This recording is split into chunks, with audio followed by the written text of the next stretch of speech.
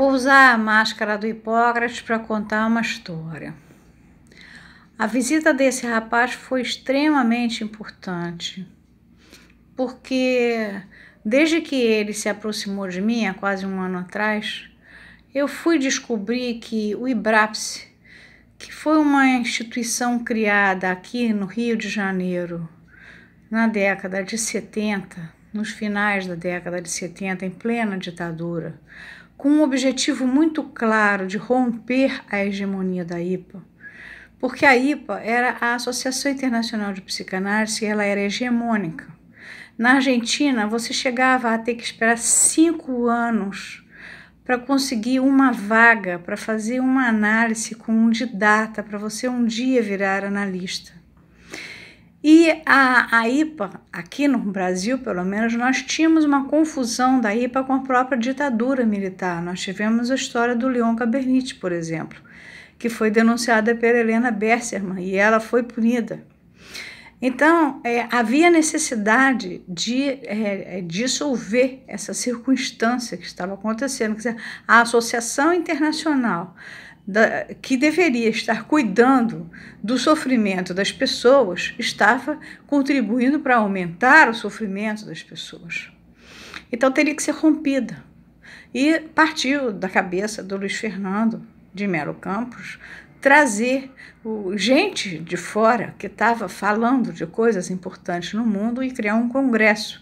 E desse congresso fazer nascer o IBRAPSE. O IBRAPSE nasceu de um congresso que iria ser feito no MAM, mas, claro, na véspera, o MAM incendiou.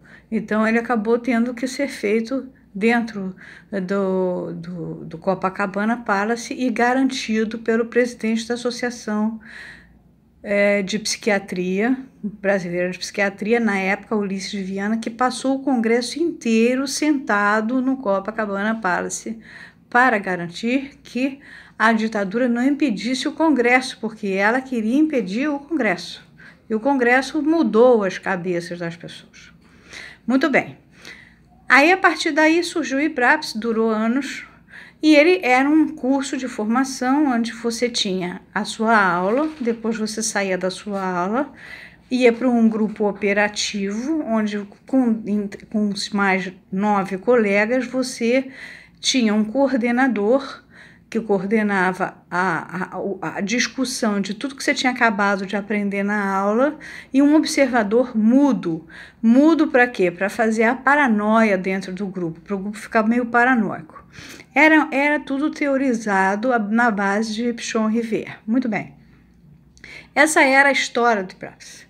Aí, aos poucos, ele foi crescendo, fez uma clínica assistencial, as pessoas atendiam ali e estava incluído dentro do pagamento, do pacote da formação, as supervisões clínicas. Mas não era bem psicanálise, era aquilo que a gente aprendia ali. Não era uma psicanálise no sentido que hoje a gente tem consciência do tamanho da psicanálise. Havia, inclusive, erros que eu tive que consertar depois num livro que eu escrevi sobre a própria teoria da psicanálise. Ela era mal transmitida.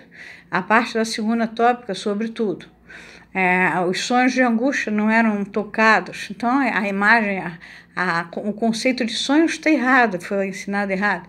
A inibição, sintoma e angústia mal compreendido. A segunda tópica como um todo mal compreendida. A primeira tópica compreendida nos modelos ainda da IPA, não já depois da reformulação feita por Lacan. Enfim, não havia, mas não era mal, era o que tinha. E era baseado numa epistemologia bachelardiana, althusserriana, e havia um monte de gente em volta, de intelectuais em volta. Ele era um centro nervoso e ali nasceu o PT foi fundado ali dentro.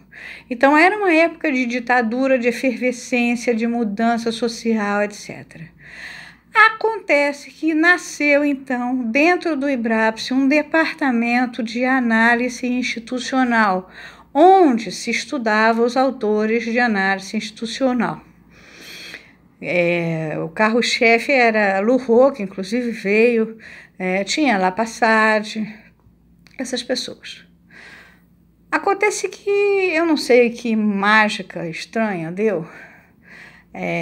A situação está tão confusa que Rouault e Lapassagne estão confundidos como esquizoanalistas, e eles são analistas institucionais, não são esquizoanalistas.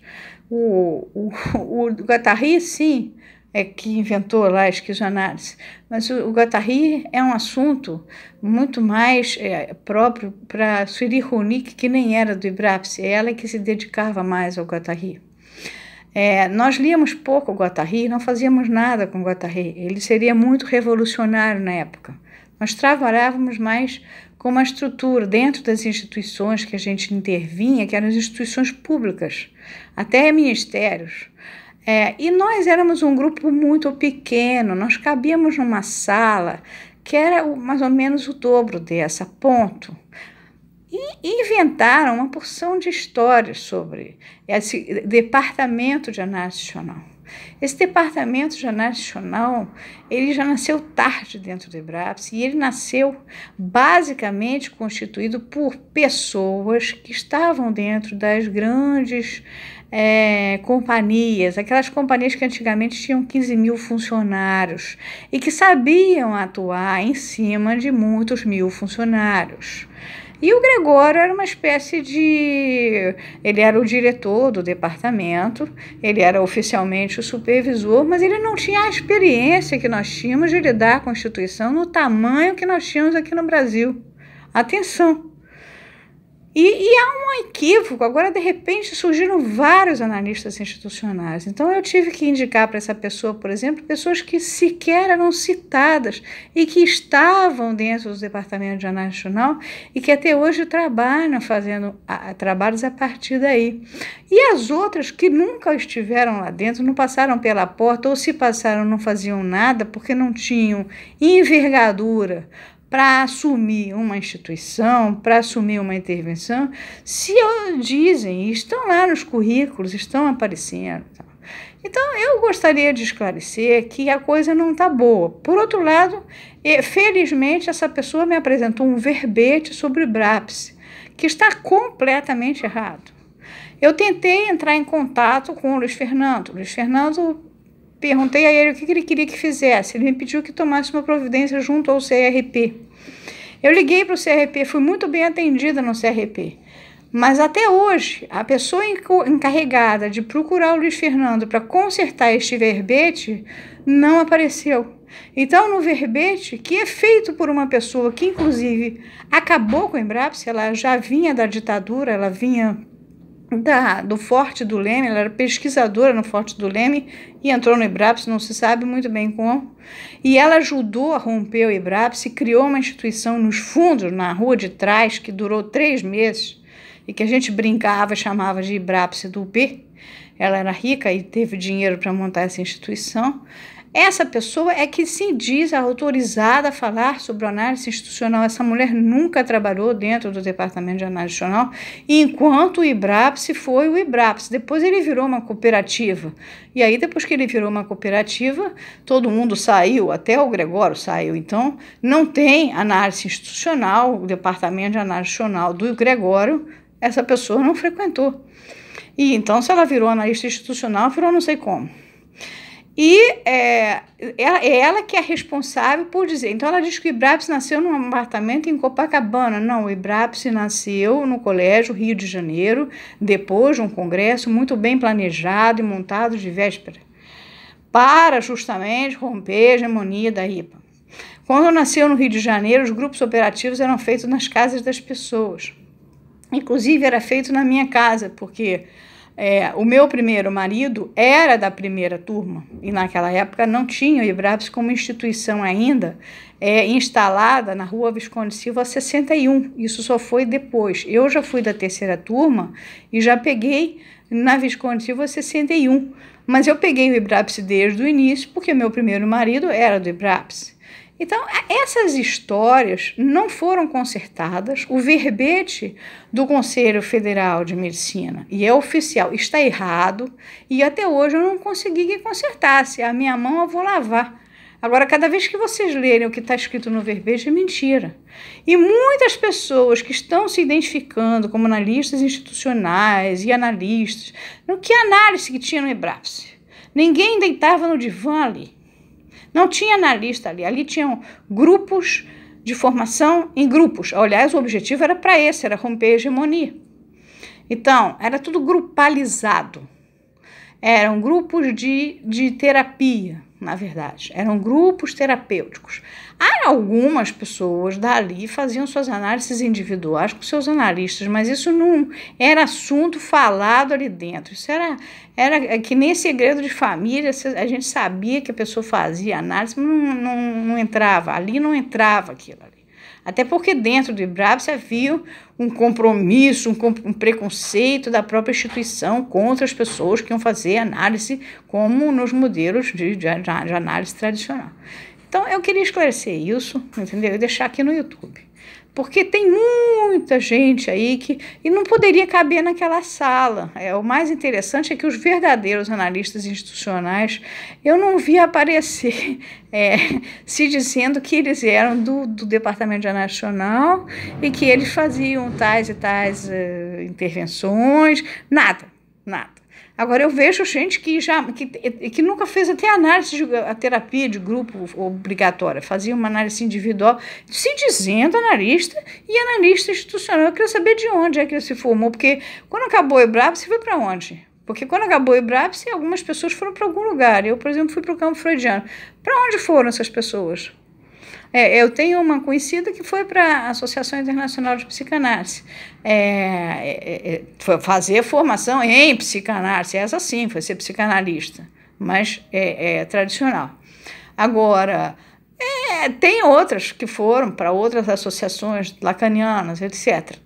Agora, não eram do Departamento de Análise Nacional. Do Departamento de Análise Nacional, tive eu, por exemplo, que fui fazer essa história. E eu tô vendo que o departamento era pequenininho, muito poucas pessoas, e a maioria, a grande maioria, vamos dizer 90%, advindos de estatais, geralmente, antigamente estatal era básico, e com experiência de empresa de 15 mil funcionários para segurar mesmo a parte de acompanhamento, treinamento, e eram essas pessoas que eram postas na linha de frente para fazer as intervenções contratadas pelo IBRAPS. Então, eu gostaria de esclarecer isso, já que o Conselho, eu dei um prazo ao Conselho de trocar esse verbete, ele até agora não trocou, porque está na mão de uma senhora que até agora não trocou o verbete. É bom que vocês todos saibam, o verbete está totalmente errado. Um grande abraço aos psicólogos, psicanalistas e interessados no IBRAPS. É o seguinte também, como o IBRAPS só se registrou no Rio de Janeiro e não no Brasil inteiro, existe um segundo IBRAPS, que é um camarada que forma coaches. Desde 1981 ele fundou esse IBRAPS em São Paulo. Eu conversei com ele. Ele viu que o IBRAPS não pagava pelo Brasil inteiro, montou essa instituição, ela é legítima, porque é dele, ele montou.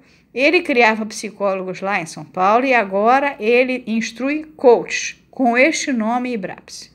O IBRAPS permanece até hoje numa outra rua aqui de Botafogo com uma única mulher que foi a que sobrou, que não era do Departamento de Análise Institucional.